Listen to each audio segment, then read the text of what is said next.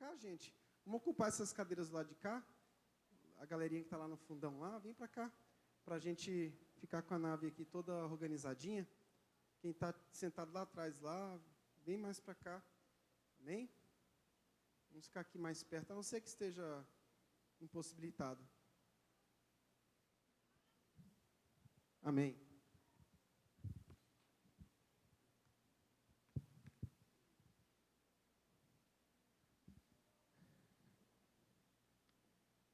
Eu queria pedir que tivesse pouca movimentação, a não ser que fosse bem necessário. Tá bom? Durante o culto. Vamos para a nossa série, então. Se os irmãos puderem colocar, por gentileza, aí a imagem da série. Antes de, até que os irmãos... Os projetos da igreja. Né? A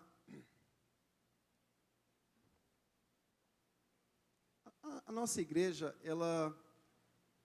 Às vezes as pessoas que chegam agora não conhecem um pouco, mas esses anos, através das contribuições de vocês, acho que 9 ou 10 congregações foram abertas. E hoje nós fazemos missão através da educação. A FTRB, ela é um centro de missão para a educação teológica. E talvez muitos não sabem disso, mas aquilo que vocês fizeram pela FTRB está expandindo muito. E 2020 vai ser aberto, acho que 25 polos da FTRB no Brasil. Então, cada pessoa que nós treinamos são pessoas que vão expandir o reino de Deus. Então, nós fazemos missão através da educação. Então, saiba que as suas contribuições, elas estão formando pessoas hoje no Brasil inteiro. Lógico que a FTRB hoje ela não depende exclusivamente da IBRB, ela tem recursos próprios. Mas, conforme aprovado em assembleia, a nossa igreja, quando é necessário, além de a parte dos funcionários e outras questões, quando é necessário, ela ajuda. Assim como a FTRB também ajuda a igreja em algumas coisas, quando necessário. Isso foi decidido em assembleia. Mas eu queria levar você a enxergar a educação como missão. É muito difícil enxergar a educação em todos os sentidos. Quando a gente fala de educação, educação que a gente vive no dia a dia, já é algo difícil. Educação sempre é o filhinho mais desprezado. E na área cristã acontece a mesma coisa, mas é um pouco mais. Na área cristã, a educação é algo que é mais desprezado ainda.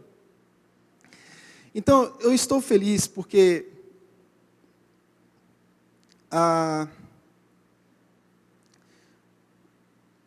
nós conseguimos abrir aqui o bacharelado credenciado pelo MEC, pós-graduação, e agora o MEC autorizou o curso EAD para o mundo inteiro. Pós-graduação, EAD, os polos que serão abertos e tudo mais. Então, nós temos várias pessoas que colaboraram para isso acontecer. Então, saiba que a semente que vocês lançaram há um tempo atrás está se multiplicando. E a gente nem imaginava que ia se multiplicar dessa forma. Então, tenha essa convicção de que as suas contribuições, desses anos todos, elas serviram e têm servido muito. Saiba que uma pessoa que a gente treina, uma pessoa que a gente fornece educação, essa pessoa ela multiplica isso. Abre igrejas, planta igrejas, e aí vai. Então, tem polos, por exemplo, da FTRB que serão abertos em cidades que serão estratégicas. Por exemplo, Uberlândia vai ser uma cidade estratégica para alcançar todo o Triângulo Mineiro. Petrolina, Juazeiro, serão outros locais estratégicos. Então, a gente age também por questões estratégicas. A gente já tem uma lista de espera de mais de 200 alunos só para o EAD. Deus seja glorificado por isso e que vocês sejam lembrados também de que vocês fazem parte disso. Porque as sementes que foram lançadas lá atrás fez com que a FTRB se estruturasse e está fazendo com que a FTRB cresça para a glória de Deus. Então, sempre saiba disso. Cada semente que foi lançada, a gente está glorificando a Deus. E tudo foi usado com muito zelo, com muito carinho, com esses projetos. Aqui na igreja tem, acho que umas 20 pessoas que participaram desses projetos e viram como isso acontece. Eu sou voluntário na FTRB. Pela igreja, eu sou tempo integral, sou assalariado pela igreja, mas a FTRB eu sou voluntário. Eu não recebo nada na FTRB. E é muito trabalho. Então, a gente não está fazendo nada na FTRB pensando em ficar rico. Eu mesmo não tenho esse pensamento na minha vida. Quem anda comigo, a gente hoje tem aí 7 funcionários, vamos ter que contratar mais uma secretária agora para o EAD. A gente tem aqui o gestor contábil. Fique de pé, Anselmo. Todo mundo conheceu o gestor contábil da IBRB e da FTRB. Esse menino bonito está aí, olha para trás. Esse menino bonito aí. Ele é nosso gestor contábil, tem uma equipe, ele coordena essa equipe contábil, organiza tudo. Então, o Anselmo está aí para nos ajudar nesses projetos todos e com toda a prestação de contas. No ano passado, nós fizemos uma prestação de contas da igreja. A prestação de contas da FTRB é feita junto ao Ministério Público. Tá ok? Por ser uma fundação, o ano que vem tem mais prestação de contas. É feito internamente e externamente no Ministério Público. Tivemos as nossas contas aprovadas.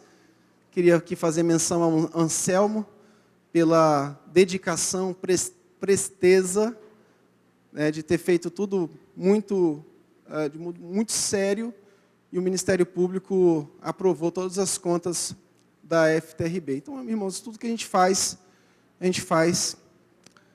com ordem e decência. Tá ok? Então, lembre-se disso.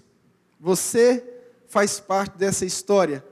Oremos agora para vivermos a segunda fase da FTRB, que é a fase agora da expansão. Vamos abrir em Campo Grande agora um polo de pós-graduação. Tem lá 25 pastores. Tudo isso tem a oferta de vocês, que foi lançada lá atrás. Tem pessoas que acreditaram nesse projeto. Tem uma diretoria que acreditou no poder de Deus para cumprir tudo isso, acreditou na seriedade de tudo que foi feito, do trabalho que foi feito. Deus seja louvado por tudo isso. Vamos em frente, ore, que agora é uma nova fase. Agora estamos numa nova fase. Encerrei um ciclo agora de 6 anos de estudos, e agora estou me preparando para entrar para essa nova fase da igreja, da expansão, da FTRB, e vamos em frente, para a glória de Deus, porque lá atrás vem gente. Heresias capítulo 1, versículo 23. Abra aí, Salmos 22. Fique de pé, por favor. Ou em pé. 22.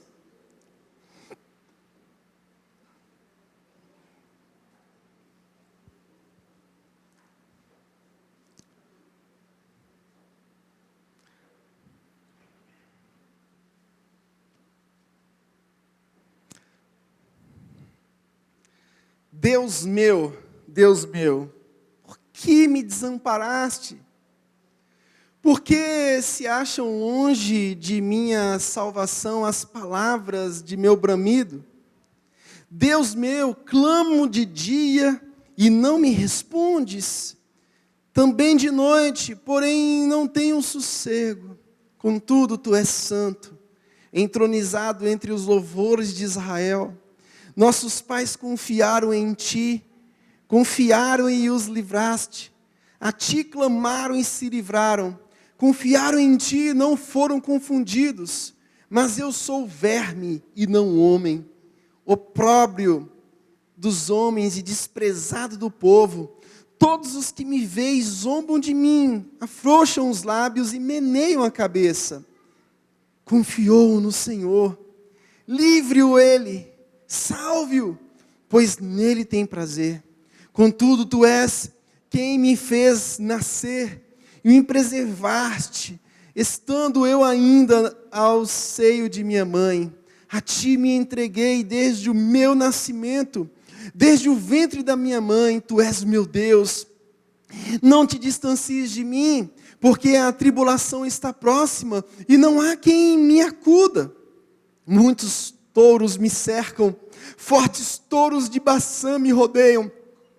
Contra mim abrem a boca, como faz o leão que despedaça e ruge. Derramei-me como água, e todos os meus ossos se desconjuntaram.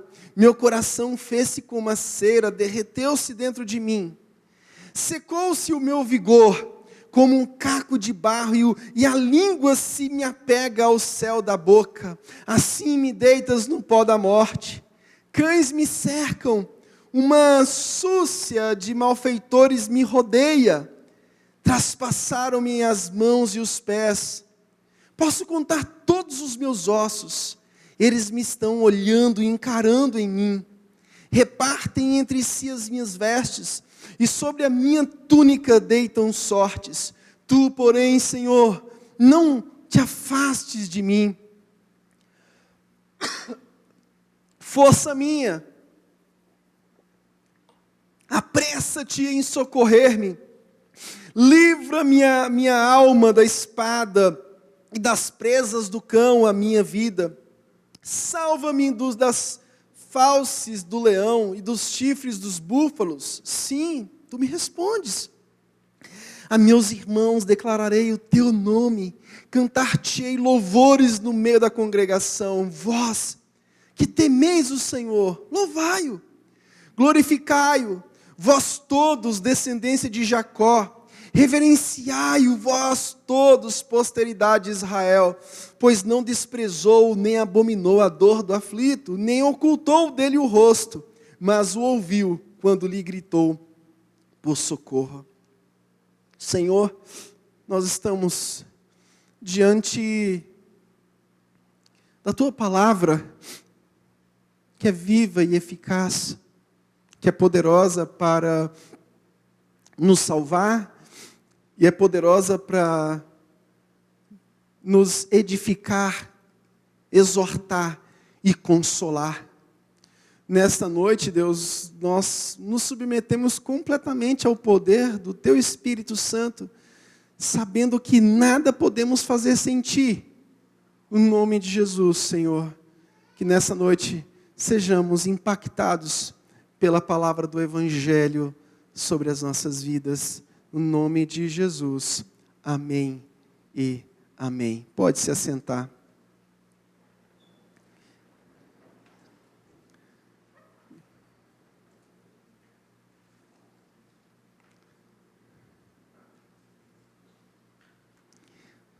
Os Salmos contêm tantas palavras que faz com que a gente se identifique com aquilo que Davi escreve. Os Salmos é a nossa história. Os Salmos fala das nossas experiências. Os Salmos descrevem as nossas dores. Os Salmos fala de indivíduos como eu e você, que vive altos e baixos, que um dia acorda feliz e no outro dia acorda desesperado. Os Salmos fala da nossa espiritualidade, fala de quem Deus é e de quão frágil nós somos. Os Salmos descrevem cânticos de experiências vivas, de um homem que reflete a experiência de muitos de nós. Como quando a gente lê os Salmos, a gente fica perplexo, porque a gente se identifica, a gente lê e diz, meu Deus, isso aqui sou eu.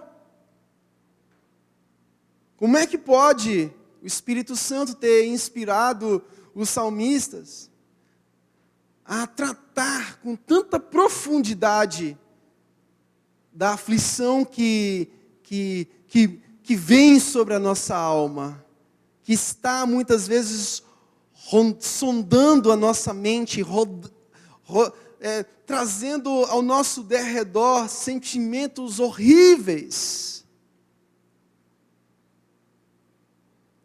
Os Salmos nos ensina que diante dos nossos sentimentos, das nossas emoções, nós precisamos estar arraigados na fé. Como a nossa alma vagueia, como a nossa alma muitas vezes anda louca, desesperada, angustiada. E o que a gente aprende de um modo geral e o que a gente vai aprender hoje é justamente sobre isso. Que o desespero da nossa alma deve nos conduzir à razão da nossa fé. E o desespero da nossa alma está na raiz da nossa história. Nós erramos com Adão. Nascemos pecadores, debaixo da condenação eterna. A gente não poderia ter outro sentimento se não fosse esse sentimento de desespero. Mas nós vamos aprender hoje também que esse desespero tem um consolo. Esse desespero, diante da queda, nos leva ao consolo, à promessa da redenção. Está aqui hoje nesse culto ao Senhor, separando o domingo para Deus, os salvos em Cristo Jesus, separando o domingo para Deus, é muito especial porque a gente vivencia aqui nesse culto, nesse encontro, imagens vivas do que nós teremos por toda a eternidade. Cultuar a Deus, adorar o Senhor, separar o domingo para o Senhor, é muito importante para que essas imagens vivas da esperança sejam retroalimentadas constantemente. Nós não guardamos os domingos com o fim de sermos salvos, porque jamais seríamos salvos simplesmente pelo fato de estarmos aqui cultuando, mas pelo fato de termos sido salvos pela graça, mediante a fé no sacrifício de Jesus. Nós estamos aqui para louvar e agradecer a Deus e viver em parte aquilo que a gente vai viver por toda a eternidade.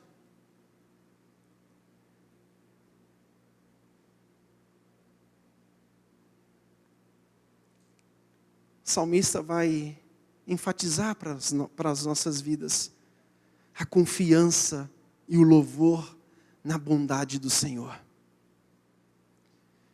Uma hora o salmista se lamenta pela maldade, pelas injustiças, mas intercalando com louvor ao Rei do Universo.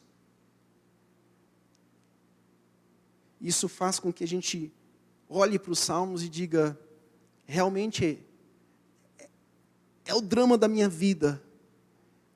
Um lamento diante da injustiça e o louvor pela justiça cumprida cabalmente na carne e no sangue de Jesus Cristo. Os Salmos 1 a 41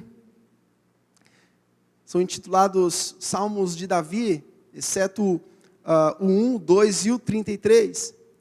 E dos Salmos 15 a 24, nós temos aqui uma intercalação aqui muito interessante. Salmos 15 e 24, eles fazem a seguinte pergunta: quem tem acesso ao templo de Javé? E a resposta é clara: aqueles que são justos. E a gente entende que os justos são aqueles que foram justificados pelo mérito, pela obra única de Jesus Cristo. Aí depois os Salmos 16 e 23 expressam a confiança em Javé. Ambos nos mostrando uma nota de alegria por estarem na presença do Senhor. Então, diante daquilo que o Senhor fez, diante da justiça feita pelo nosso Deus através de Jesus, os salmistas no 16, no 23, ele vai expressar essa confiança. Os Salmos 17 e 22 já são salmos que pedem por libertação. Mas ao mesmo tempo que pedem por libertação, é um pedido que expressa uma confiança no Senhor. E o Salmos 19 é o salmo central, onde o salmista se gloria na criação, no sol da justiça. Aquele que é a estrela da manhã, a raiz de Davi, que venceu e vivo está, e o aguardamos ansiosamente para um encontro glorioso. Os Salmos é o âmago do Antigo Testamento. São escritos que falam dos grandes dilemas que enfrentamos. Davi aqui está mostrando os dilemas que os justos enfrentam. Davi está mostrando aqui experiências, emoções, intercaladas com louvor, com depressão. Davi está aqui sendo claro, ele está expondo o nosso cotidiano, ele está expondo os inimigos da nossa alma, ele está expondo aquilo que é a essência da nossa adoração, acreditar que diante do caos, acreditar que diante da angústia da alma, ao mesmo tempo que eu expresso essa angústia, eu expresso a confiança no Deus que me salvou. Essa é a verdadeira espiritualidade. A verdadeira espiritualidade não é se mostrar forte. A verdadeira espiritualidade não é você se mostrar quem você não é. A verdadeira espiritualidade não é você expressar um sentimento que não faz parte da sua existência. Às vezes a gente quer se mostrar forte para os outros, a gente quer aparentar algo para as pessoas. E o salmista nos convida a tirar essa aura. O salmista nos convida a mergulhar na fé. E só mergulha na fé quem é fraco. Jesus vai dizer isso no Sermão da Montanha. Na nossa fraqueza,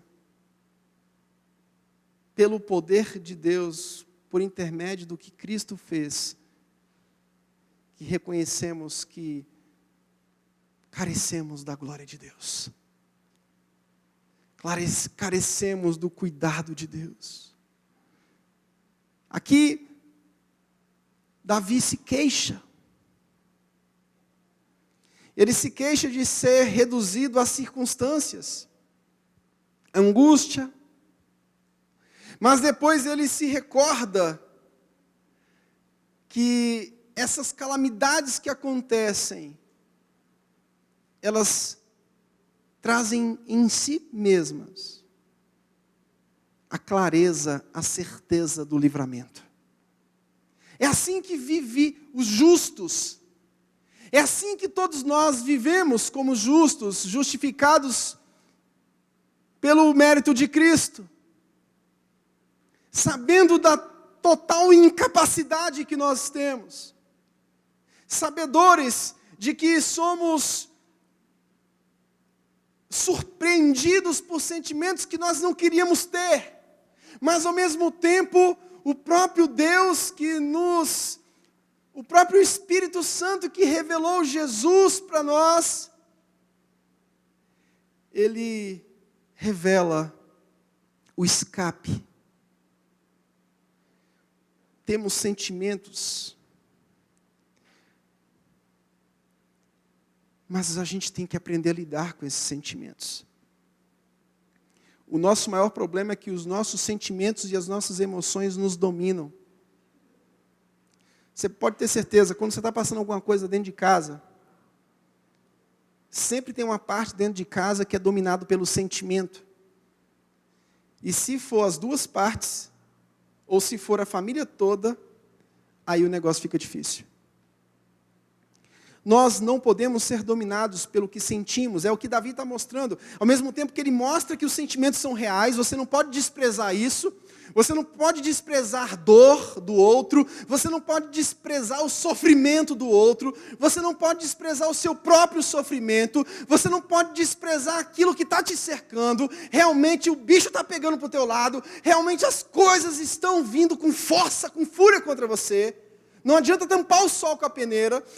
Realmente nós temos que entender que a nossa existência nessa terra, ela é difícil, não é fácil, mas nós precisamos entender que nós não vivemos com base na nossa própria existência, nós vivemos com base na fé. É por isso que os Salmos têm um foco na glória de Deus, porque embora ele mostre o sofrimento do Davi, ele mostra que esse sofrimento não é algo que vai te nocautear. Até é necessário que a gente sinta na pele o que é o sofrer.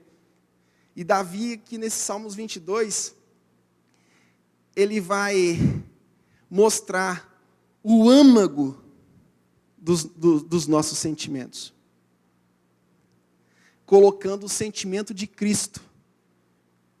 Davi, aqui nesse Salmos 22, ele expressa, é como se fosse um salmo profético mostrando, é algo poético, mas como se estivesse mostrando o que Jesus iria sofrer,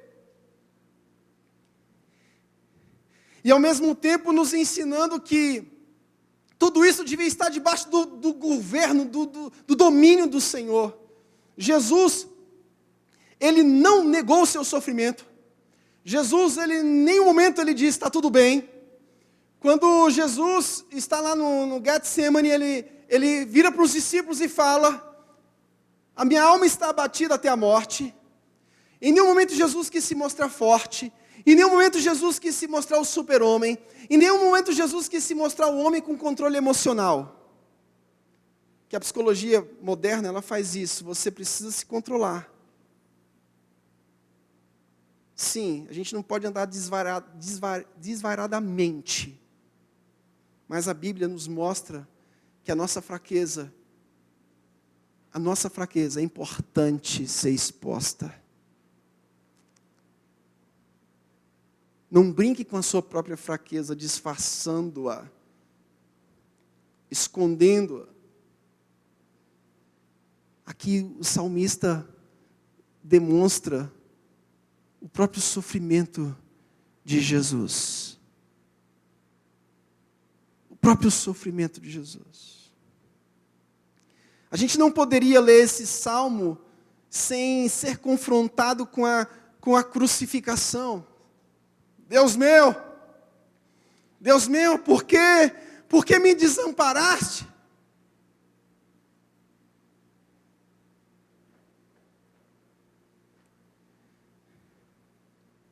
Por que me deixou, me entregou?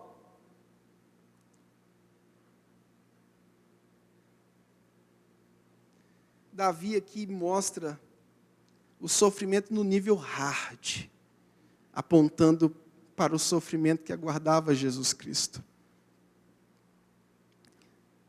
O sofrimento de Jesus é infinitamente maior do que o de Davi. Mas ele está aqui antecipando o que seria o sofrimento de Jesus.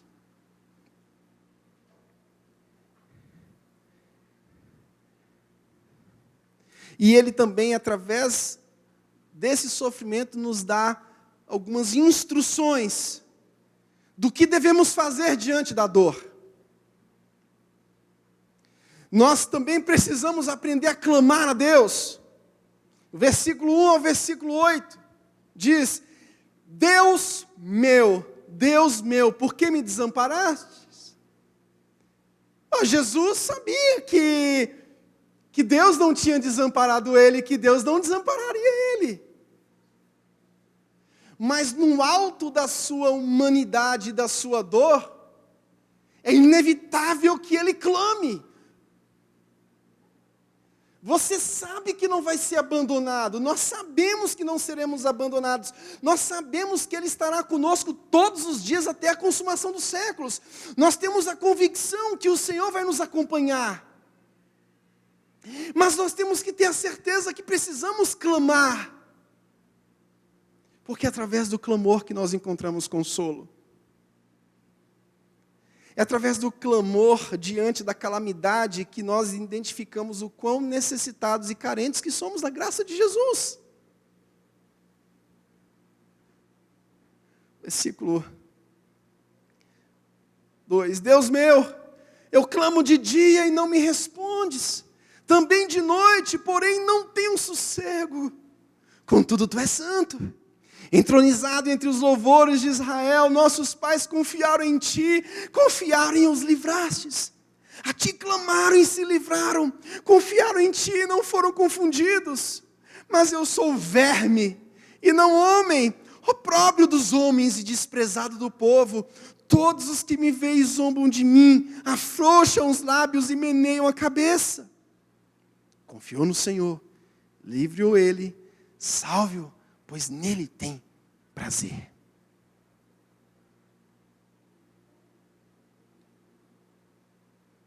Nós precisamos aprender a encarar o futuro com confiança pela fé no mérito de Jesus Cristo.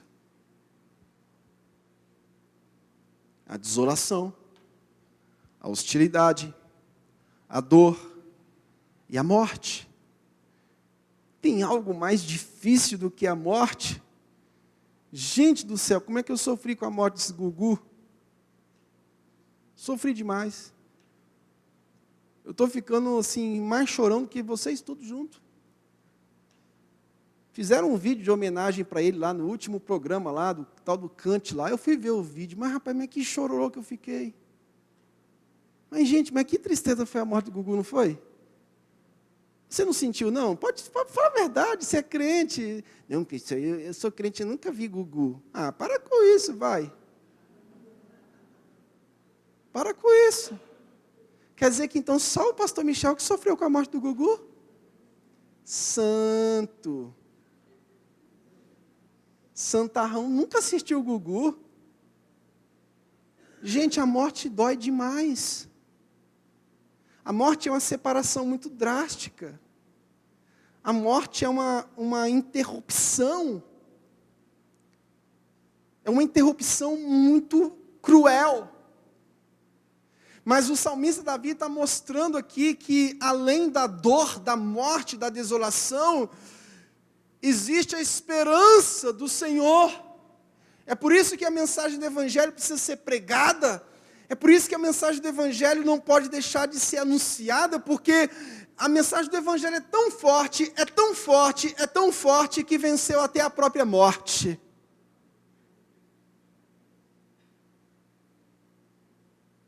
Que venceu até a própria morte. Sim, nós buscaremos no Senhor o retrato perfeito de Deus.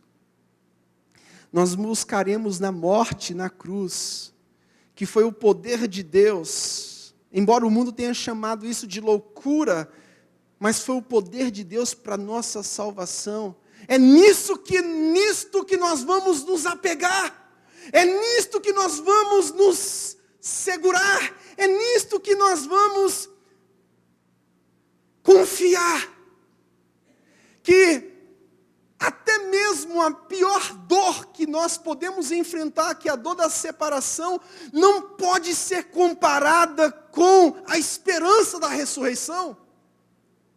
O salmista está nos ajudando aqui a compreender pelo poder do Espírito Santo, está nos mostrando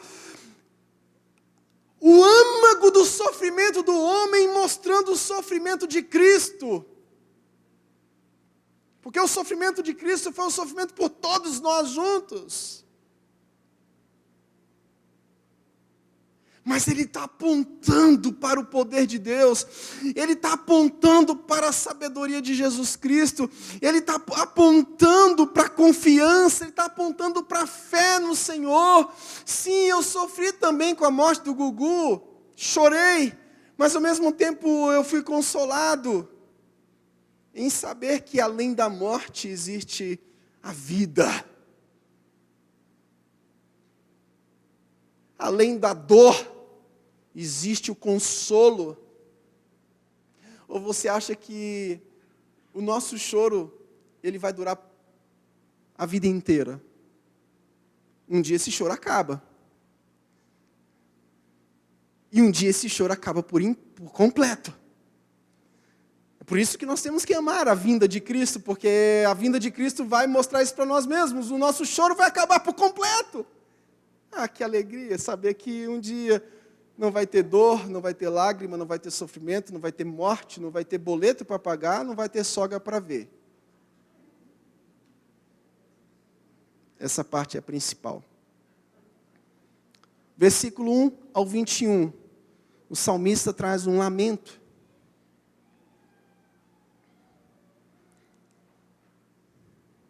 A ti me entreguei desde o meu nascimento, desde o ventre da minha mãe, tu és o meu Deus.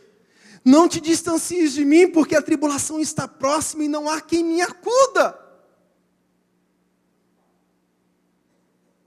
Às vezes a gente está assim.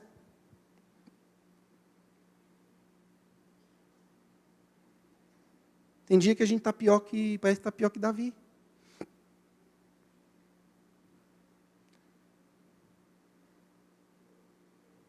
Tem dia que a gente faz igual o episódio do Chapolin. Agora, quem poderá nos defender?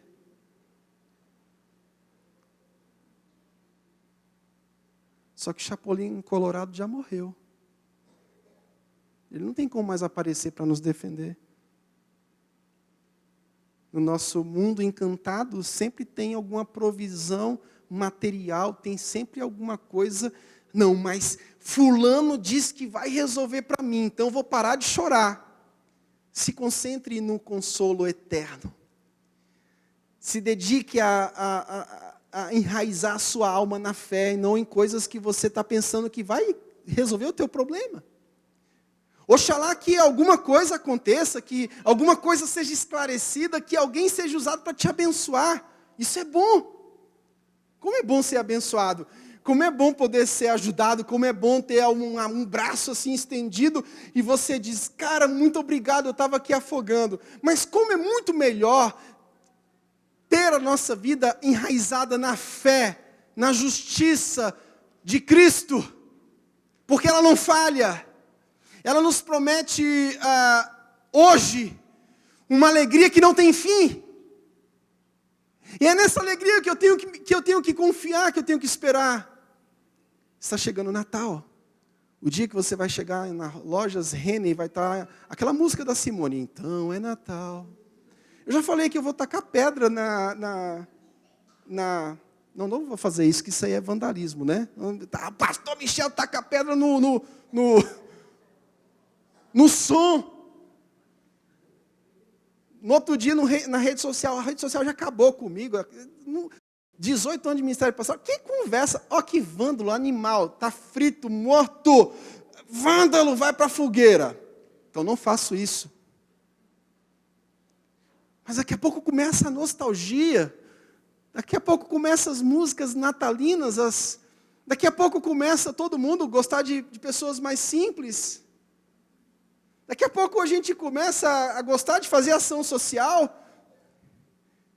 E o clima do Natal vai tomando conta, entes que morreram começam a aparecer na nossa cabeça, é normal. Mas nunca nos esqueçamos que a nossa vida não é cinzas, a nossa vida é vestes de alegria.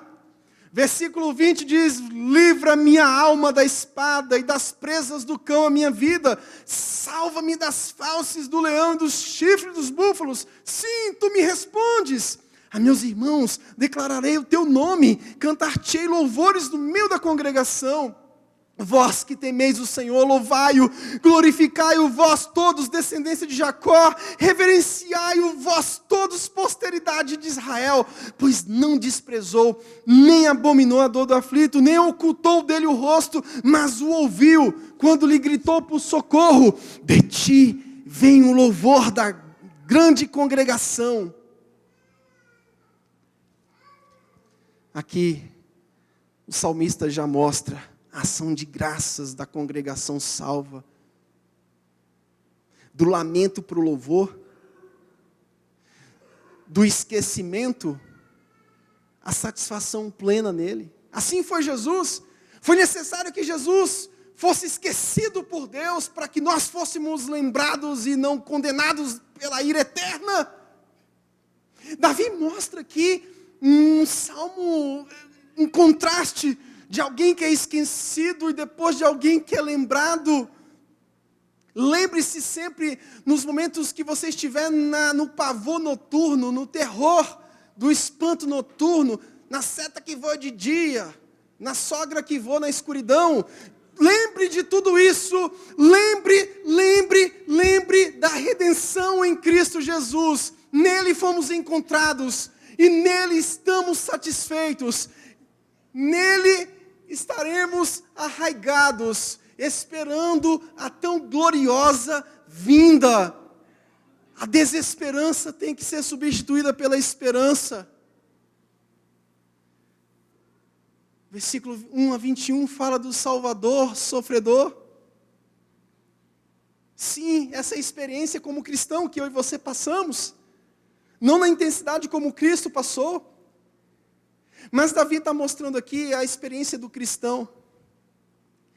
O homem de dores, um homem que se vê diante do abandono, e todas as vezes quando você se vir diante do abandono, lembre-se de Cristo, que ele foi abandonado. Lembre-se de Paulo, quando ele escreve à igreja aos Filipenses, ele diz: olha, nenhuma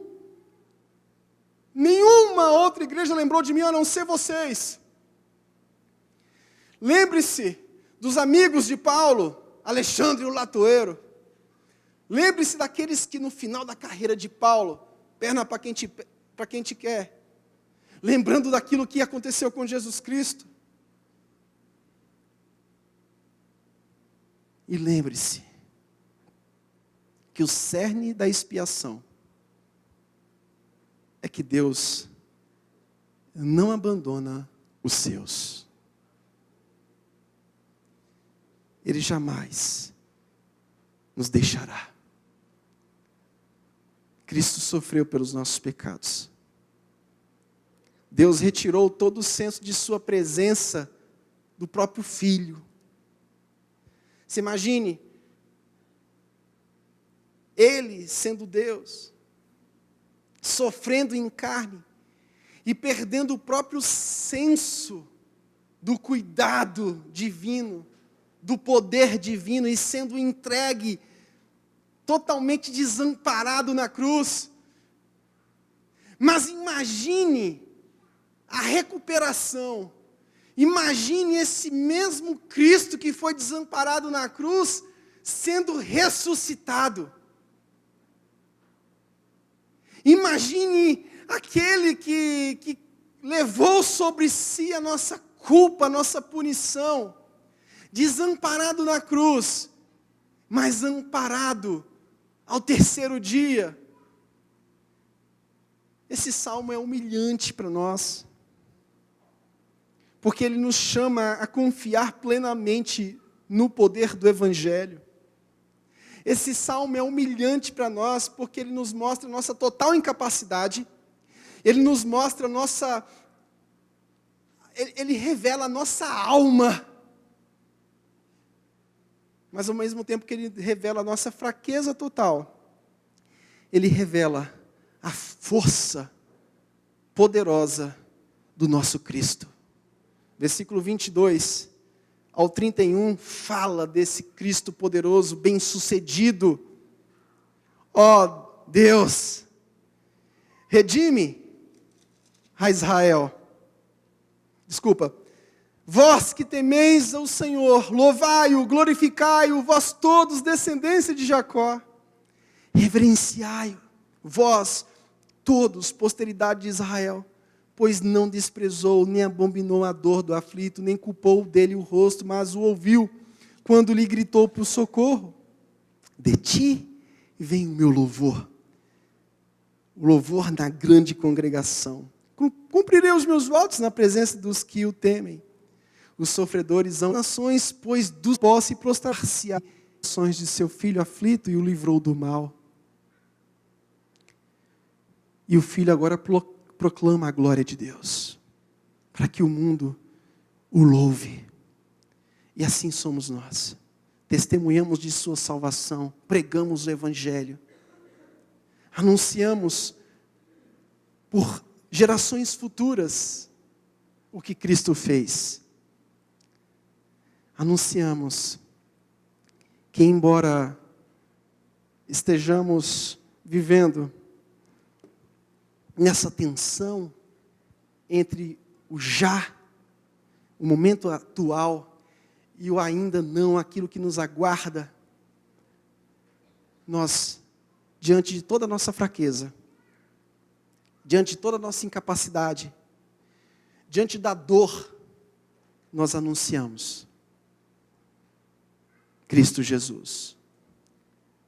Conforme Colossenses diz, a imagem do Deus invisível, o primogênito de toda a criação, pois nele foram criadas todas as coisas, nos céus e sobre a terra, as visíveis e as invisíveis, sejam tronos, sejam soberanias, quer principados, quer potestades, tudo foi criado por meio dele e para ele. Ele é antes de todas as coisas, nele tudo subsiste, ele é o cabeça do corpo da igreja, ele é o princípio, o primogênito dentre os mortos, para em todas as coisas ter a primazia.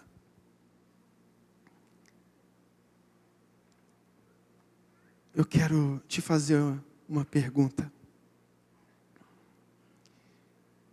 Como você tem lidado com a sua própria dor? Diante da desesperança que tenta assolar a sua vida, assolar a minha vida, aonde têm sido encontradas respostas? Eu quero te convidar nessa noite a pegar todos os seus sentimentos, as suas emoções, que são muitas emoções. Daqui a pouco tem um show, né?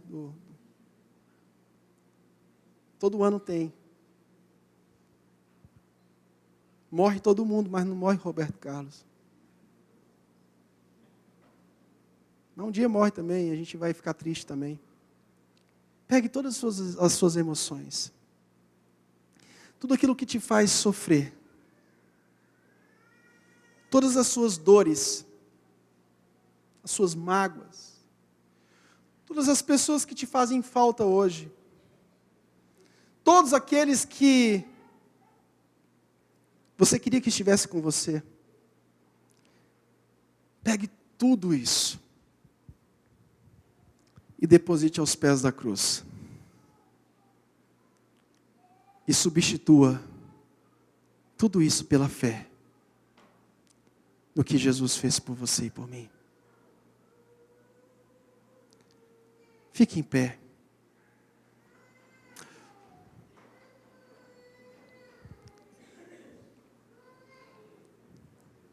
Não se entregue à nostalgia da época. Se entregue à fé no Filho de Deus. Poxa, pastor, minha mãe podia estar viva, meu pai podia estar vivo, meu filho podia estar vivo, isso podia estar acontecendo, isso podia estar acontecendo. Talvez você tivesse tudo